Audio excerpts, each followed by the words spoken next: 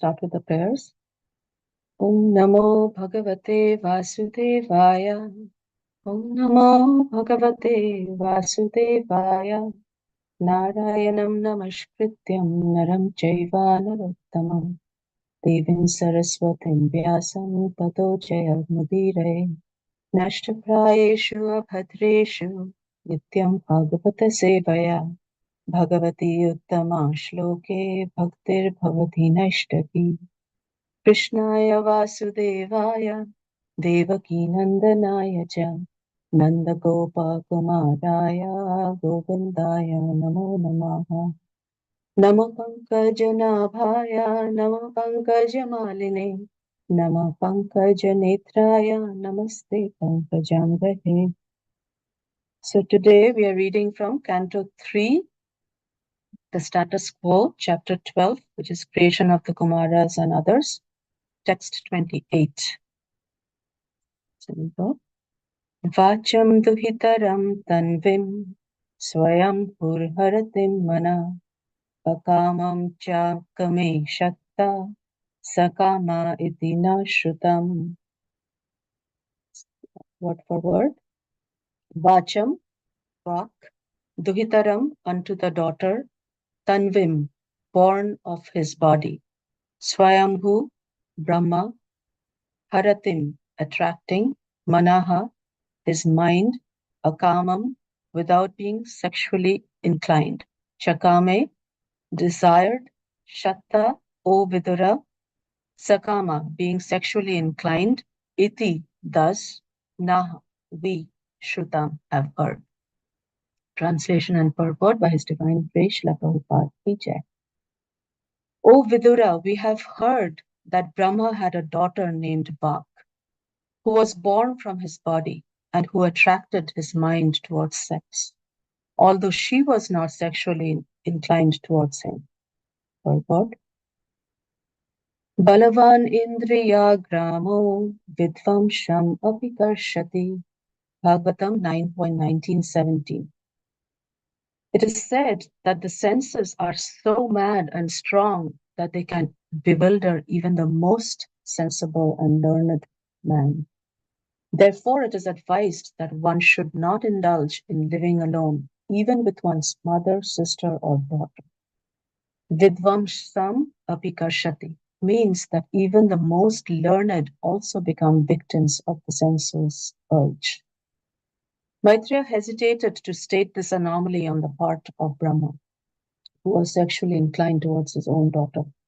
But still, he mentioned it, because sometimes it so happens, and the living example is Brahma himself.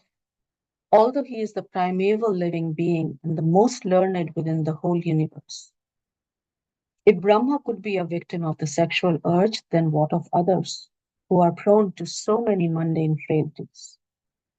This extraordinary immorality on the part of Brahma was heard to have occurred in some particular kalpa, but it could not have happened in the kalpa in which Brahma heard directly from the Lord the 4 essential verses of Srimad Bhagavatam. Because the Lord blessed Brahma after giving him lessons on the Bhagavatam, that he would never be bewildered in any kalpa whatsoever. This indicates that before the hearing of Srimad Bhagavatam, he might have fallen a victim to such sensuality, but after hearing Srimad Bhagavatam directly from the Lord, there is no possibility of such failures. One should, however, take serious note of this incident. The human being is a social animal, and his unrestricted mixing with the fair sex leads to downfall. Such social freedom of man and woman, especially among the younger section, is certainly a great stumbling block on the path of spiritual progress. Material bondage is due only to sexual bondage, and therefore unrestricted association of man and woman is surely a great impediment. Maitreya cited this example on the part of Brahma just to bring to our notice this great danger. Om Jnanatimidandhasya Jnananjanashalakaya Chakshurum Militam Yena Tasmai Shri Gurave Namaha. Shri Chaitanya Manobhishtam Sthapitam Yena Bhutale Swayam Rupa Kadamahyam Dadati Swapadantikam Vandeham Shri Guru Shri Yutapadakamalam Shri Guru Vaishnavanscha Shri Rupam Sagrajatam Sahagana Raghunatam Vitam Tam Sajivam Sadvaitam Savadutam Parijana Sahitam Krishna Chaitanya Devam Shri Radha Krishna Padan Sahagana Lalita Shri Vishakhan Vitanscha He Krishna Karuna Sindhu Dinabandhu Jagatpate Gopesha Gopika Kanta Radha Kanta Namostate Tapta Kanchana Gaurangi Radhe Vrindavaneshwari Vrishabhanu Sute Devi Pranamami Hari Priye Vanchakalpatarubhyascha Kripa Sindhubhaiva cha Patitanam Pavanebhyo Vaishnavebhyo Namo Namo Jai Shri Krishna Chaitanya Prabhu Nityananda Shri Advaita Gadadhar Srivashadi Gaura Bhaktavinda Hare Krishna Krishna Krishna Hare Hare Hare Rama Rama Rama Hare Hare. Welcome to this morning's Bhagavatam discussion. I want to submit that I'm completely unqualified in speaking on this topic, but I am doing it for my purification. And before I start, I would like to seek the blessings of my Guru Maharaj and all of your wonderful devotees, so I may speak something of some value. So, when I first heard about this incident, honestly, it was shocking for me, right?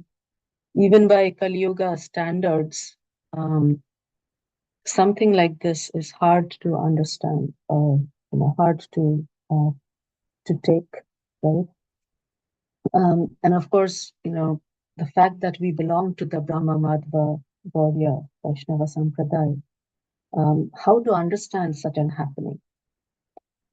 And then when I saw that this is the verse that I have to speak on, I was like, okay, what am I going to say? It's like discussing the character of a guru in a way, right? In fact, in our case, a great, great, great, great grand guru. And who am I to do so? So I was really considering, requesting Lakshmikant Prabhu to change the dates. And so I have a different verse. But then I reached out to some of, some senior devotees and listened to some wonderful lectures by my Guru Maharaj as well as other seniors. And with a little bit of hearing and digging into the verse, I actually got a pretty different perspective, on this incident. One thing, for example, is, and I'm so glad I did that because it kind of changed, how I perceive this verse. As an example, again and again, it is said that great personalities like Brahma, even when in the wrong, should not be neglected. And in fact, when the sages approached Brahma, to talk to him about this unusual behavior, they did not show any disrespect. They were very careful how they spoke with him. So once again, I pray that whatever I may say about this verse is with appropriate respect, without committing any offense. So, in the translation, it appears that even Maitreya Muni mentioned this to Vidura with a lot of hesitation. Right, he brought it up only as a lesson, for us to understand how vulnerable we are. It's like holding up a mirror, right, to our weaknesses and our frailties, as the verse says. In fact, Marichi Muni, who was Brahma's one of his sons. We've been reading about the various sons of Brahma, born out of different parts of his body and whatnot. And Marichi Muni was one of the main sages. His sons apparently saw this incident and they laughed, at Brahma. And because they did so, they had to suffer through many, many births. In fact, many demoniac births.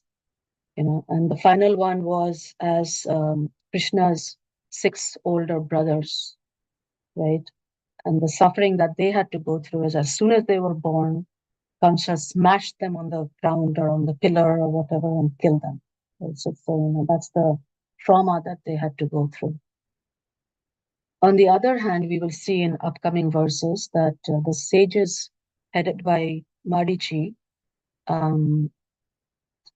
actually went up to Brahma to protest this behavior, but they did that with great respect, because they knew very well that even though their Brahma committed this mistake, this seeming mistake, there must have been some great purpose as to why he did this. So Prabhupada in the purport, he goes straight to the point. And he says, Balavan Indriya Gramo Vidvamsha Vikarshati. He starts with that the senses are so mad and strong that they can bewilder even the most sensible and learned man. And therefore, it is advised that one should not indulge in staying or sitting in different places. It says sitting alone with one's mother, sister, or daughter. And this specific point is actually mentioned in this verse 9.19, 9.19, 17, right? So it actually says that one should not allow oneself to sit on the same seat, even with one's, because the senses are so strong that even one in advanced knowledge, so it's not like an uneducated, uncivilized, third-class person, or whatever that we may call that, would behave in such a manner. Even the most advanced materially or spiritually person may be attracted by lusty desires. And this theme actually, as I was looking through various verses and listening to lectures, this theme continues in so many different verses. In Srimad Bhagavatam 7.12, verse 7, talks about something similar. The translation itself says that brahmachari, or one who has not accepted the grahastha ashram, family life, must rigidly avoid talking with women or about women, for the senses are so powerful that they may agitate even the mind of a sannyasi, a member of the renounced order of life. And of course, this applies vice versa, right, to women as well about men.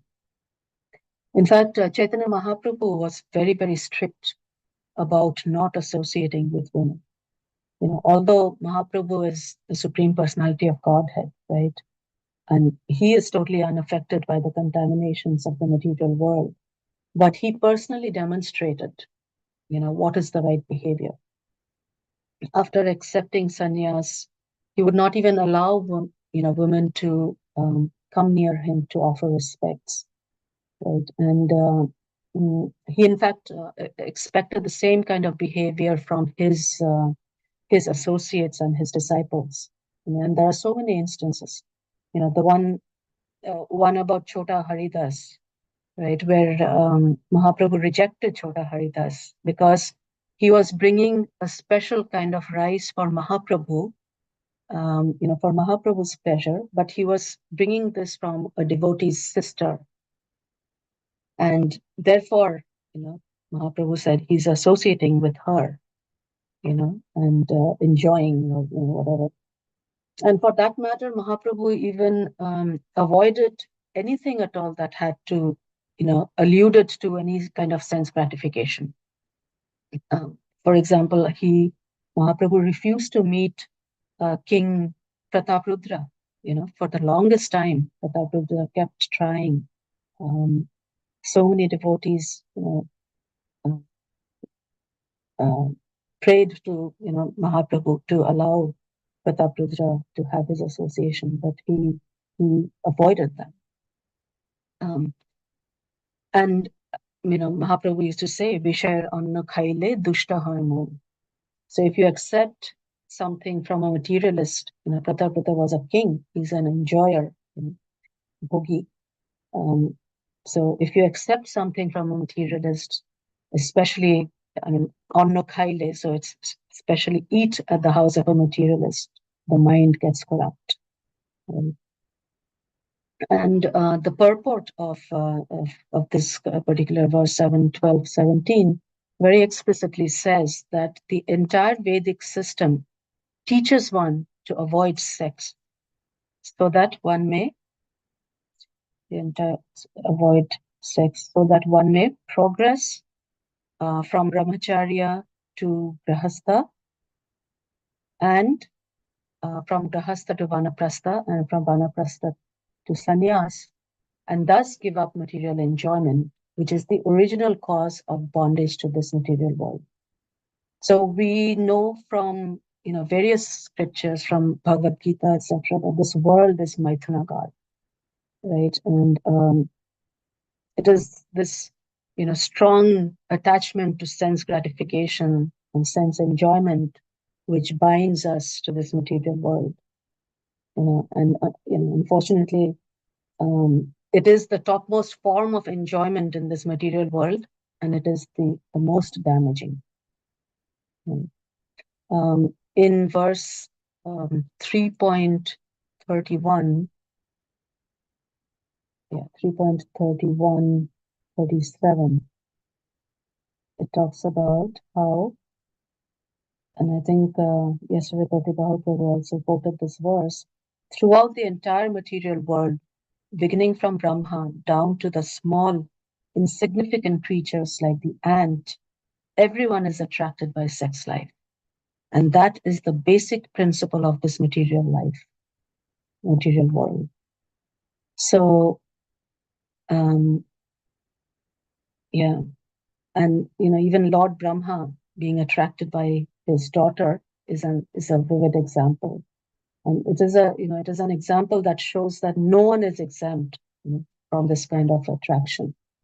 And it says that therefore, woman is a wonderful creation of Maya, actually, to keep the conditioned soul in shackles.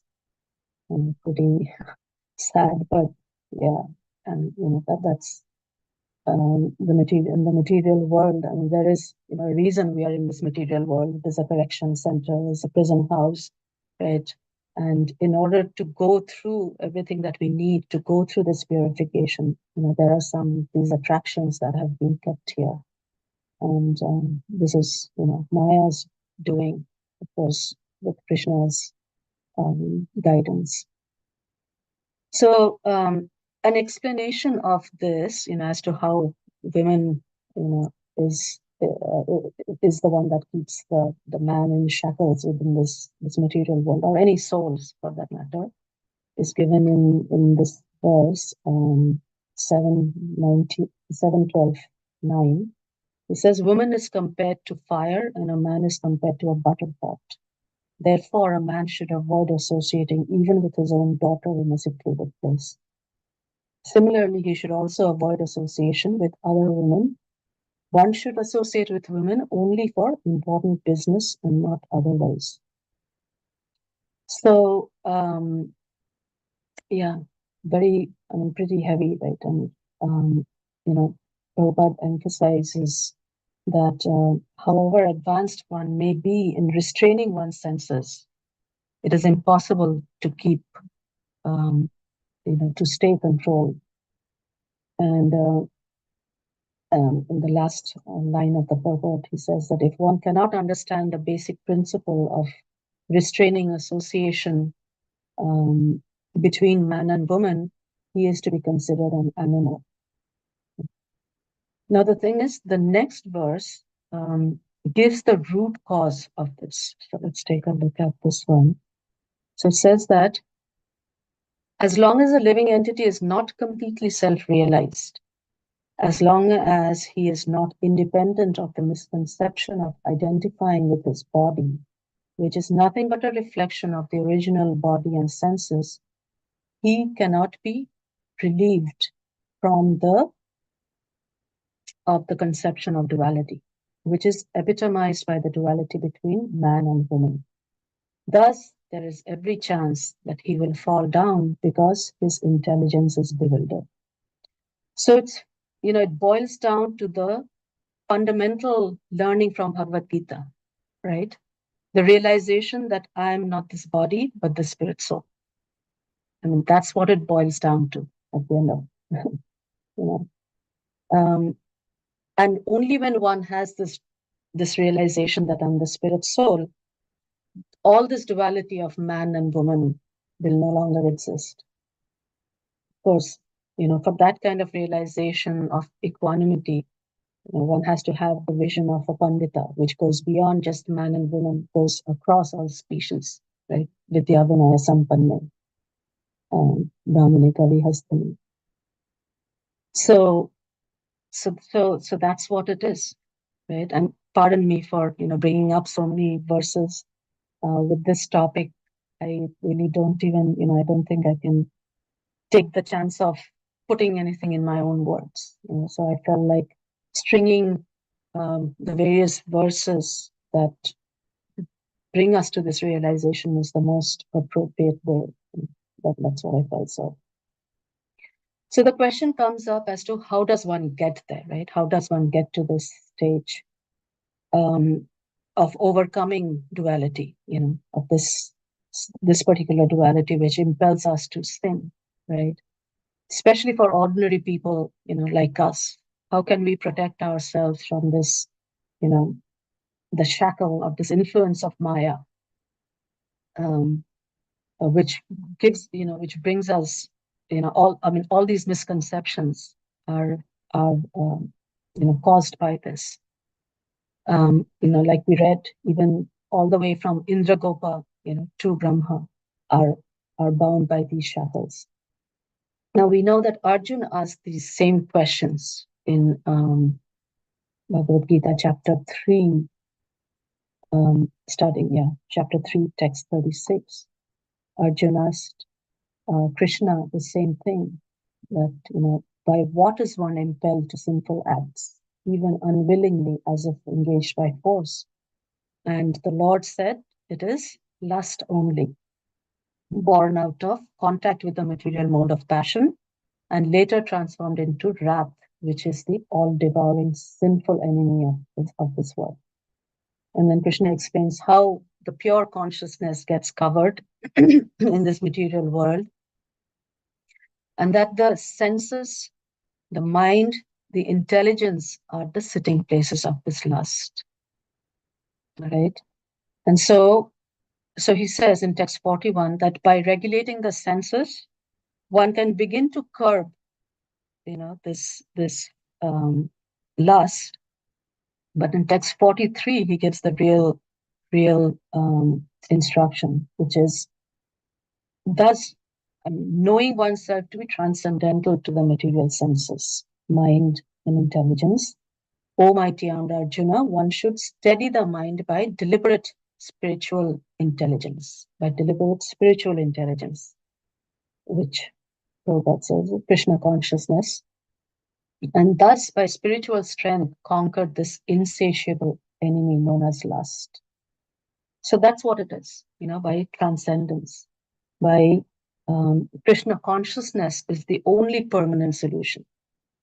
Anything else that we can try, whether it's sense control, anger management, all these other tools of the modern world or even from the past, is not really sustainable, because as soon as one is confronted by a situation, one would slip back, into those modes.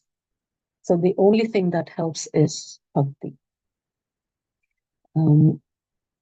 As we know in and this is a very very well often quoted verse, Bhakti Parishano Bhavo Viraktir Anyatra. So direct devotion, right? Devotion, direct experience of the Supreme Lord and detachment from other things happen simultaneously. So if one is if one is engaged in direct devotional service, one would simultaneously experience, the Supreme Lord, and at the same time, detachment from other things. And that's why bhakti, is the only way. And, it's basically, again, that same message that we keep hearing, which is the higher taste, right? So once we experience, the Supreme Lord through devotional service, detachment from these material contaminations automatically would happen, right? It's the example of when there is biryani and gulab jamun, why would one continue to eat plain dal rice or even leftovers, right? For that matter, like chewing the chewed.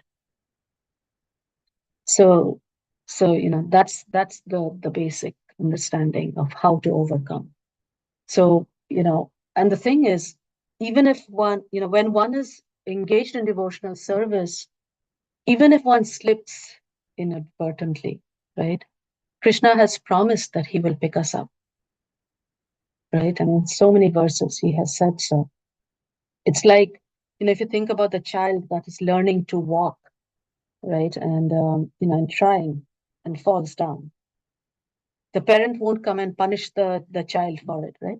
The parent comes, picks them up, comforts them, holds their hand for some time so the child can again start to walk, and build that confidence. So that's how Krishna promises to treat us as well. We bring so much baggage life after life, and we've been carrying all these conditionings. So it will take us a little time to get to perfection. Sometimes, we get so impatient. I mean, I know I get so impatient. It's like, okay, what's happening? But like like Srila Prabhupada has said, our gurus constantly tell us, just stay on the path, right? Don't give it up. Don't step away, and that will gradually take us to that stage of samadarshana, at which point, all these issues relating to the material body, all the man, woman, and the associated contaminations, all this lust, propensity for sin, all of this will actually fall off. It's so amazing to know that. Prabhupada, of course, says that, in the verse, he says that this extraordinary, he says that this extraordinary immorality on the part of Brahma was heard to have occurred in some particular kalpa. It could not have been, it could not have happened in the kalpa in which Brahma heard directly from the Lord the 4 essential verses of Srimad Bhagavatam. Because the Lord blessed Brahma after giving him lessons on the Bhagavatam, that he would never be bewildered in any kalpa whatsoever. So there's some commentary by Vishwanath Chakravarti Thakur in verse in Canto 11, chapter 3, verse 12, where he talks about 3 categories within the status of Brahma. So Brahmas are apparently also in categories of karmi, jnani, and devotee. And the Brahma's destination varies, just like any other living entity, as to where they would go. Some come back to this material world, some go into the impersonal Brahman. But I won't get into those details. If you want, you can read some of those. It's in Canto 11, chapter 3, verse 12, Vishwanath Chakravarti Thakur's commentary. But just for our, coming back to us, for how do we get there standpoint, which is what I'm, usually most interested in. I heard some practical tips given in some of the lectures. I'll talk about a few of them. One is, of course, no-brainer. We keep hearing about it, being the association of devotees. This is the most popular. But the reason is, to have someone close, amongst the devotees that one can open up, our hearts to, right? And that includes talking about our urges, so that we can be, chastised if there is a need, comforted, and so that we can get the help to steer away from them, right? And gradually shed all of these, propensities, these urges, which we have. And then secondly, says plan for your day to be packed in Krishna consciousness activities, right? So that there is no gap in the day through which Maya can, slip in and take over, right? If Maya has a gap to slip in, Maya is going to take over. We know about that. Another one is to challenge ourselves to do something that is beyond our capacity, so that in corporate world, it's what it's called stretch goals, right? Give ourselves some stretch goals, so that because we are going beyond our normal, comfort zone, we are constantly thinking about Krishna, right? Thinking about, how to achieve that. For me, these Bhagavatam classes are actually that as well. But then I do them because it, having to talk forces me to meditate upon the verse, meditate upon Krishna, and utilize any downtime that I may have, so that to on the Bhagavatam, on the various scriptures, so that I, instead of wasting time maybe on WhatsApp or whatever, I'm doing something that is advised. So, so in to end, I mean, in verse in Canto 3, chapter 31.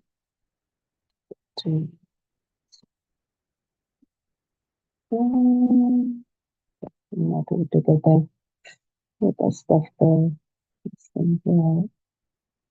But basically, in Canto 3, chapter 31, verse 36 says that it is best to practice controlling the senses by performing Bhakti Yoga. And it says engaging in the service of Madan Mohan.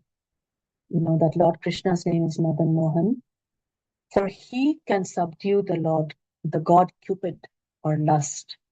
And only by engaging in the service of Madan Mohan can one curb the dictates of Madana, Cupid. Otherwise, attempts to control the senses will fail. So very clearly, only by engaging in service of Madan Mohan, right, can one overcome Madan, which is Cupid. So, so that's the thought. That's the meditation I take with myself, and with that I'll stop here. We're a few minutes over. So thank you very much for attending. I'm sorry if I misspoke anything. Please add, correct, or any comments that you may have. Like I said, I don't have too much depth in philosophy. Kind of try to go the practical way. So thank you very much.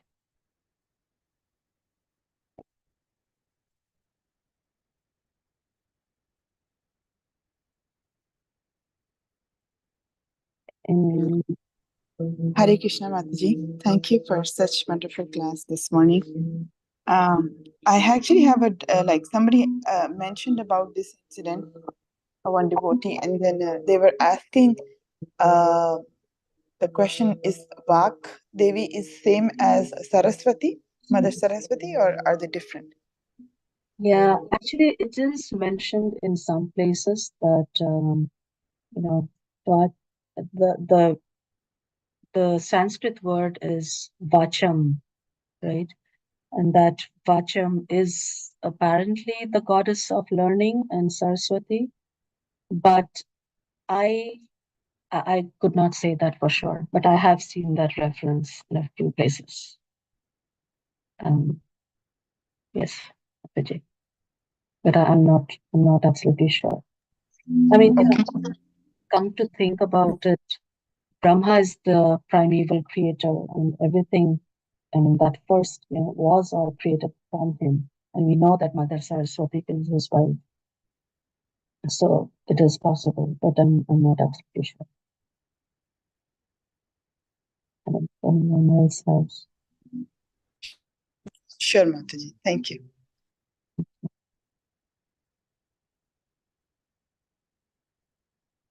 Anything else?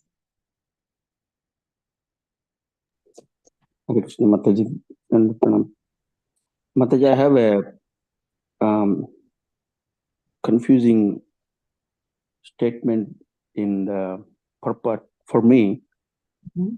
So when Prabhupada said this this kind of act was happened in one of the kalpas where Brahma did not hear Bhagavatam from Krishna.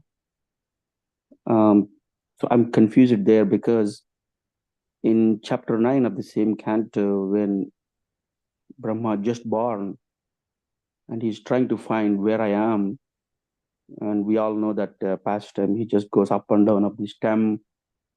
There is no creation happens because he doesn't know what to do.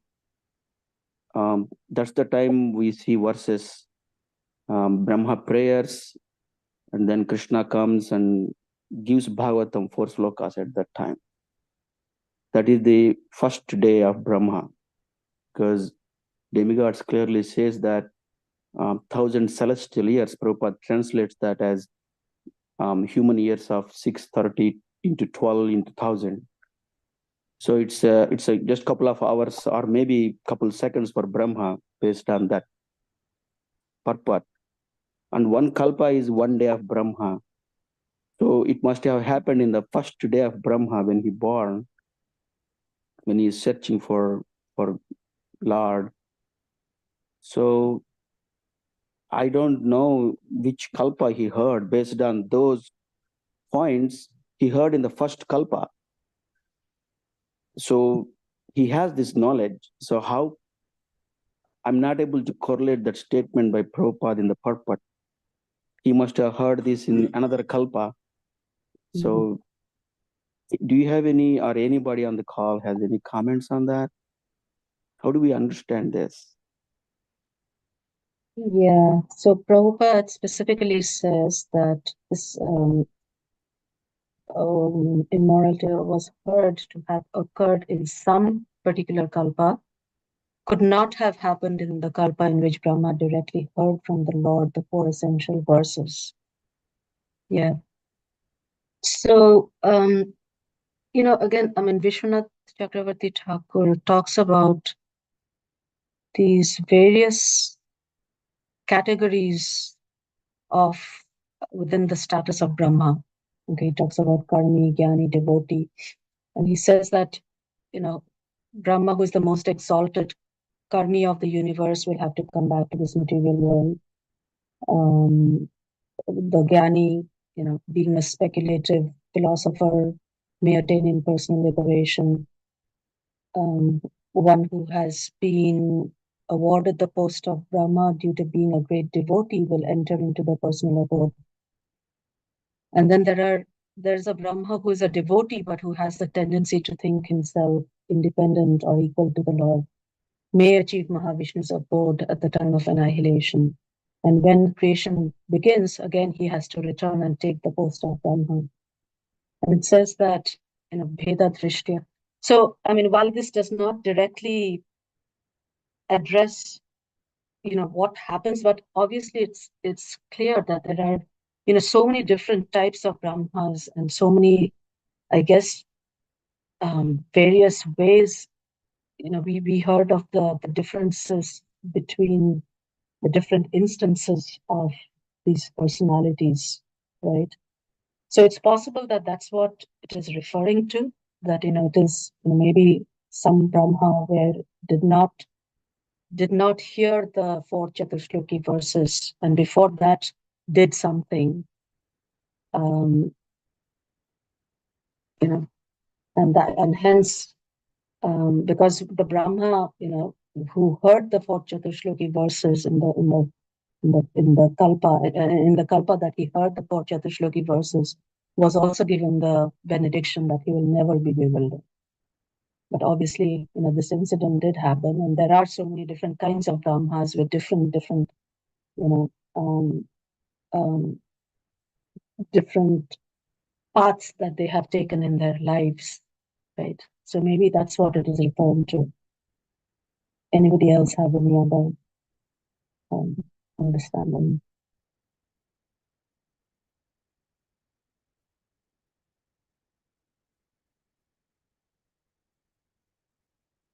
But yeah, this is from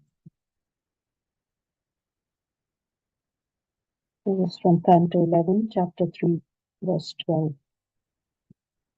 Vishwanath Chakravarti Thakur speaks a little about all these different types of Brahmas and their destinations.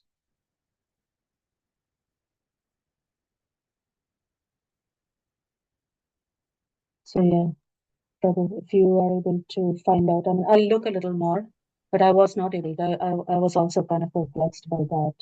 But this is the closest that I found, some explanation.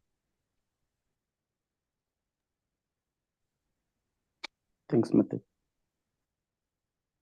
Okay, anything else? In that case, we'll close for today. We'll go over. So, Grantraj Srimad Bhagavatam ki jai, Srila Prabhupada ki jai, Nitai Gaur Devanande Hari Bol, Panchakalpatarikasya Pita Sindhu Parivacha, Patitanam Pavanekya Vaishnava